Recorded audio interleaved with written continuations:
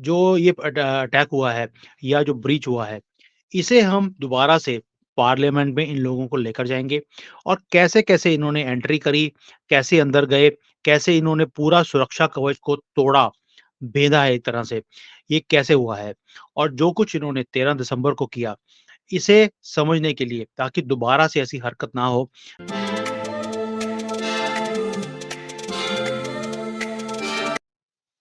नमस्कार दोस्तों, welcome back. आप देख रहे हैं कॉफ़ी विद सुमीत जैन। दोस्तों, दिल्ली पुलिस ने इन्फॉर्म किया कोर्ट को फ्राइडे को कि भी जो ललित झा था, ये जो एलिज्ड मास्टरमाइंड था पार्लियामेंट सिक्योरिटी ब्रीच में, मैं पार्लियामेंट सिक्योरिटी ब्रीच यूज़ कर रहा हूँ, मैं पार्लियामेंट के ऊपर अटैक की बात नहीं कर रहा हूँ। और जो उसके साथ जो उसके सहयोगी थे, इन्होंने कंट्री के अंदर अंदर अनारकी फैलाने की बात करी और प्रेशर करने की बात करी है गवर्नमेंट के ऊपर कि भाई जो पूरा देश है, इसके अंदर एक ऐसी माहौल क्रिएट किया जाए कि दंगे हों यहाँ पर और गवर्नमेंट के ऊपर प्रेशर डालकर अपनी डिमांड्स को पूरा करने की इनकी मंसूबा था। यहाँ तक तो बात हमें समझ आ गई।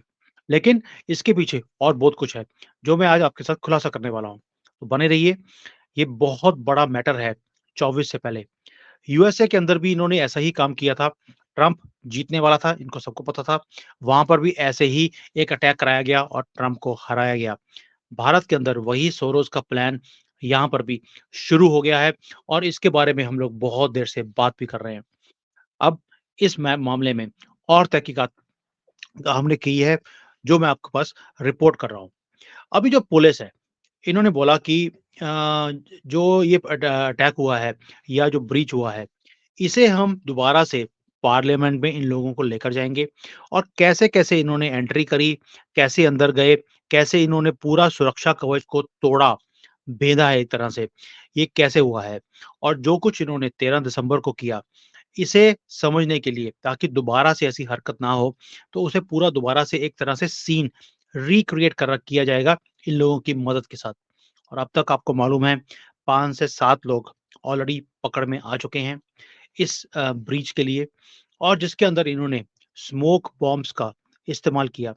मेरा क्वेश्चन बार-बार आपसे अभी भी है, स्मोक बॉम्ब ही क्यों? एक्चुअल बॉम्ब भी लेके जा सकते थे। अगर एक स्मोक बॉम्ब अंदर लेके जा सकते हैं और एक्चुअल बॉम्ब क्यों नहीं लेके गए?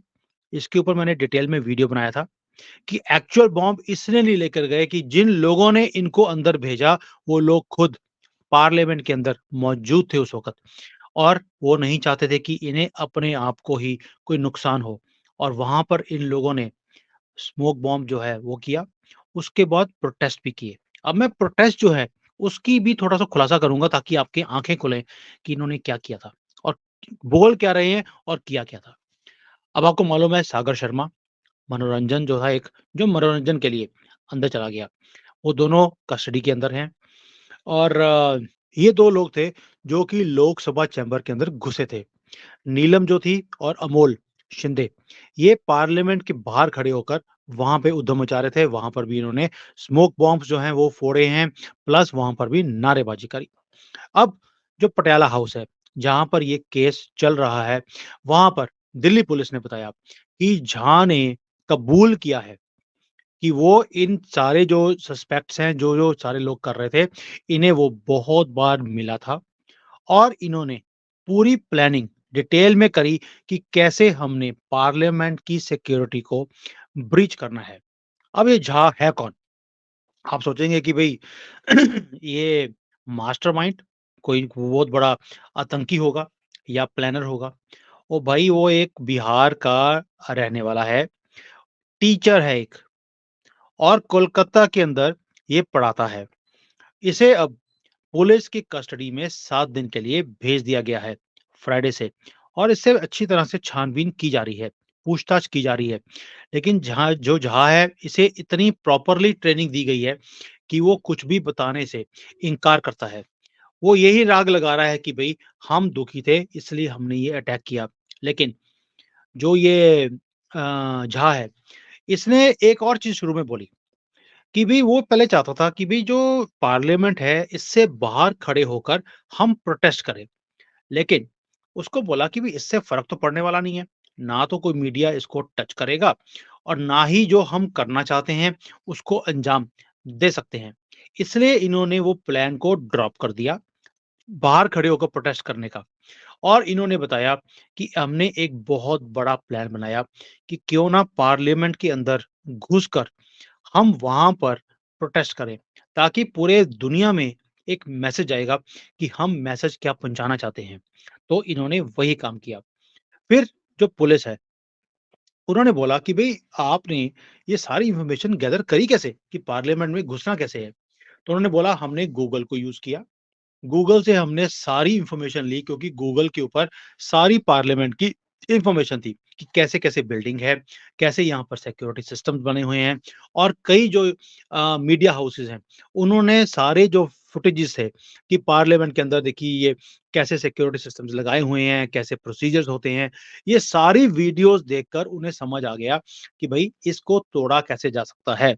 और बात करने के लिए भी इन्होंने एक आपस में जो बात करते थे, वो बात करते थे कोई सिक्योर कम्युनिकेशन सिस्टम के साथ, जैसे कि सिग्नल ऐप है, उसको इन्होंने यूज़ किया ग्रुप कम्युनिकेशन के लिए, और किसी भी फ़ोन का या मोबाइल का इस्तेमाल नहीं किया गया, ताकि इन्हें पकड़ा ही ना जा सके।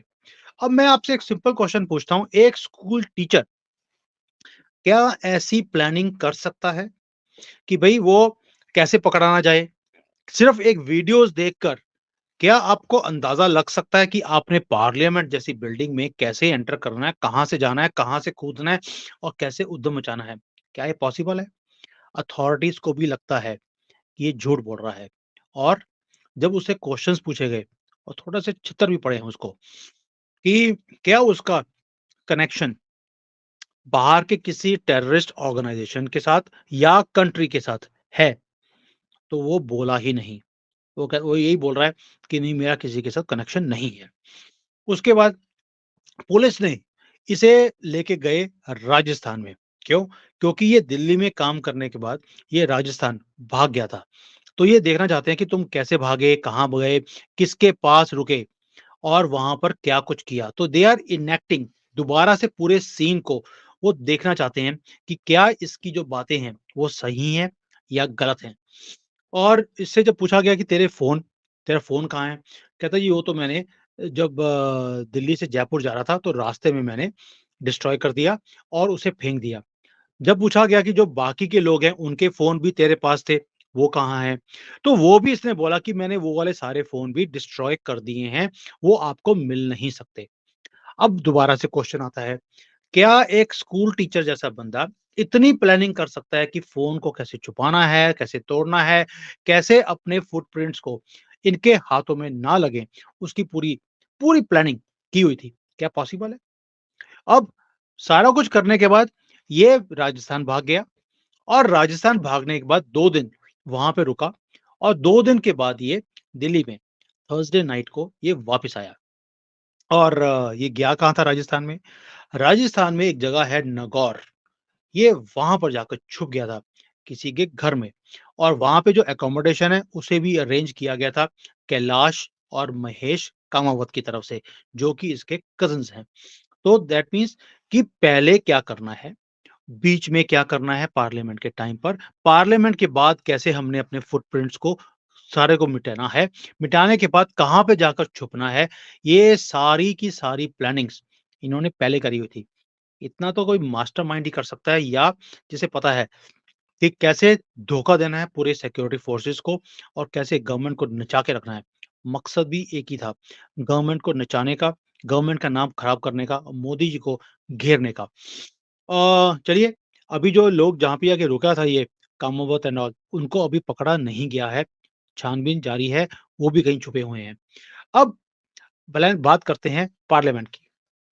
पार्लियामेंट से पुलिस दोबारा से एक परमिशन माँग रही है कि भई पार्लियामेंट सेशन चल रहा है, लेकिन आप हमें परमिशन दीजिए, हम ये सस्पेक्ट्स को लेके जाएँगे कि कैसे-कैसे ये घूम के अंदर पहुँचे हैं, और सारी इन्होंने जो हरकतें करी हैं, वो कैसे करी। ललित झा को पकड़ तो लिया, इंटेरोगेशन भी चल रही है, और सबसे बड़ी जो कड़ी है, वो है इनका फ़ोन, जो अभी तक मिला नहीं है। इसे वहाँ पर भी लेके जाया गया, जहाँ पे इसने बोला कि मैं दिल्ली जो जो जयपुर है, बॉर्डर है, उसके ऊपर मैंने अपना फ़ोन तोड़कर तोड़कर फेंक दिया। वो जगह पर फ़ोन नहीं मिला है, जहाँ पर ये क्लेम करता था कि मैंने फ़ोन यहाँ पर फेंका है। उसके बाद जहाँ से पूछा गया कि तुमने ये काम क्यों किया? तो उसने बोला कि भई मैं अनएम्प्लॉयमेंट के खिलाफ था और इसीलिए मैंने ये सारे काम करे हैं कि पार्लियामेंट जैसी बिल्डिंग को मैंने भेद कर मैं अंदर चला गया। लेकिन पुलिस को शक है, कन्फर्म्ड है कि भई इसका किसी फ़ॉरेन कंट्री का हाथ है इसके साथ या हमारे ही अंदर जो पार्लियामेंट के अंदर गद्दार बैठे हैं अपोज़िशन के, उनका किसी का हाथ है, फंडिंग भी आई हुई है इसको। वरना अनएम्प्लॉयड बहुत लोग होते हैं, किसी की या दिमाग में ये बात नहीं आती कि आप पार्लियामेंट जैसी बिल्डिंग को बेंध कर आप ऐसे कोई अंजाम दे दो। और उसके बाद पुलिस भी कच्ची गोलियाँ नहीं खेली हुई। वो भी क्या कर रहे हैं कि जहाँ पर ये स्पेशल शूज़ डिज़ाइन किए गए थे, जिसके अंदर की आपको कटिंग करके अंदर कैनिस्टर, स्मोक कैनिस्टर्स को छुपाया गया। उसके बाद उसे बड़े ही खूबसूरती से पार्लियामेंट बिल्डिंग के अंदर लेके जाया गया। वो शू डिज़ाइनर कौन है, जिसने ऐसे शूज़ को डिज़ाइन किया था? ये कस्टमाइज़ था इनकी रिक्वायरमेंट के हिसाब से। उसके बाद जो सीसीटीवी कैमरा है पार्लियामेंट के अंदर, उसे भी छानबीन की जा रही है। एक-एक सेकंड की जो वीडियो है, हज़ारों हमारे सिक्योरिटी फोर्सेस उसे देख रहे हैं कि किसी को कुछ मिलेगा। प्लस जो मोबाइल फ़ोन्स हैं उस एरिया में कि उस वक़्त कौन-कौन से फ़ोन्स एक्टिव थे, किसने किसके साथ बात करी, कौन से फ़ोन से बात करी है, किसको क्या इंस्ट्रक्शंस दी गई हैं, वो सारी इन्फॉर्मेशन भी गैदर की जा रही है। लेकिन इतना पुख्ता तरीके से इन्होंने काम किया है कि सिक्योरिटी फोर्सेस को अभी तक कोई भी इंफॉर्मेशन उनके हाथ में नहीं लगी। दैट मीन्स सिक्योरिटी फोर्सेस कौन-सा काम कैसे करवा सकती हैं, वो सारी इंफॉर्मेशन इनके पास पहले थी। एक स्कूल टीचर के पास ऐसी इंफॉर्मेशन हो सकती है और बाकी की जो लड़की नीलम है, वो कहती थी मैं तो एम्प्लॉयड हूँ, 43 इयर्स की है वो। क्या इनके पास ऐसी इंफॉर्मेशन हो सकती है? इम्पॉसिबल है। दैट मीन्स दाल ही काली है।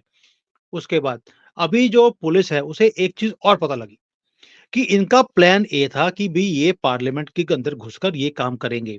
लेकिन अगर ये काम नहीं कर पाए तो प्लान बी भी तैयार था कि अगर प्लान ए कामयाब ना हुआ तो प्लान बी क्या होगा। अभी वो प्लान बी भी तोते की तरह बोलते जा रहे हैं, जिसका खुलासा बड़ी जल्दी होने वाला है। अभी जो झा है, उसने दोबारा से पाटियाला हाउस के जो कोर्ट है, उसके अंदर एक ही बात करी है, हम चाहते थे कि पूरे कंट्री के अंदर दंगे हों और उससे क्या होगा कि जो गवर्नमेंट है, उसे हम प्रेशर डालेंगे कि हमारी माँगें पूरी करिए। अब माँगें क्या थी? ये भी पूछा गया कि भई तुम तो कह रहे हो कि तुम माँगने वाले थे, लेकिन तुम्हारी माँग है क्या?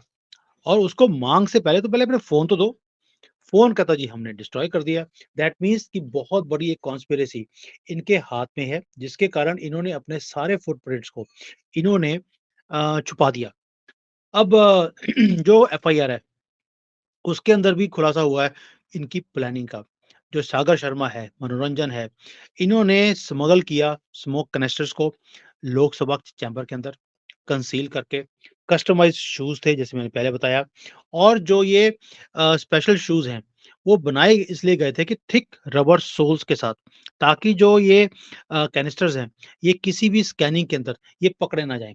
और जो ये लोग थे जो अंदर गए थे पार्लियामेंट के अंदर, उनके हाथ में बैनर भी थे, पैम्फलेट्स भी थे। उसके अंदर क्या था, एक ऐसे करके हाथ था, भारत के झंडे के पीछे और उसके नीचे लिखा हुआ था स्लोगन थे, मणिपुर वायलेंस के इश्यू के ऊपर। अब आप तारें जोड़ के देखिए, ये पूरा सिस्टम क्या है।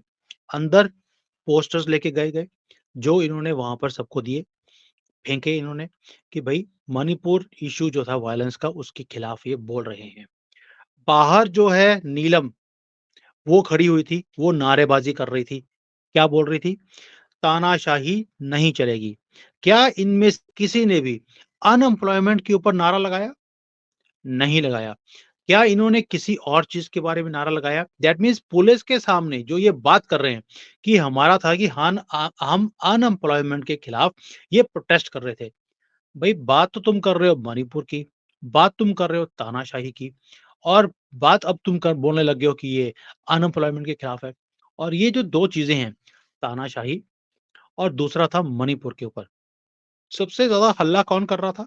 राहुल गांधी और इसकी पोल डांसर माँ और इनकी पूरी जमात कांग्रेस वालों की। इन्होंने ये 2 जो नारे हैं, ये पिछले 6 महीने से हम लोग सुनते आ रहे हैं कांग्रेस की तरफ से, और तो किसी ने नारा दिया ही नहीं, और अब इसे अनएम्प्लॉयमेंट का एक रंग देना शुरू कर दिया। और ये जो लोग हैं, इन्हें एंटी टेरर लॉ यूएपीए के अंदर चार्ज किया गया है, जहाँ पर ये लंबे लटकाए जाएँगे।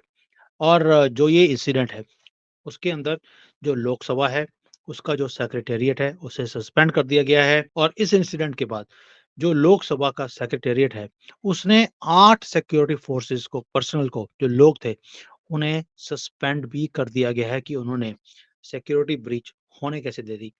दोस्तों, सिक्योरिटी फोर्सेस का इसमें इतना बड़ा हाथ नहीं लगता मुझे, जितना हमारे अंदर ही बैठे हुए गद्दार, जिन्होंने किले का रास्ता खोला, इन्हें तरीका बताया और इन्होंने भी अपनी हरकत को अंजाम दे दिया।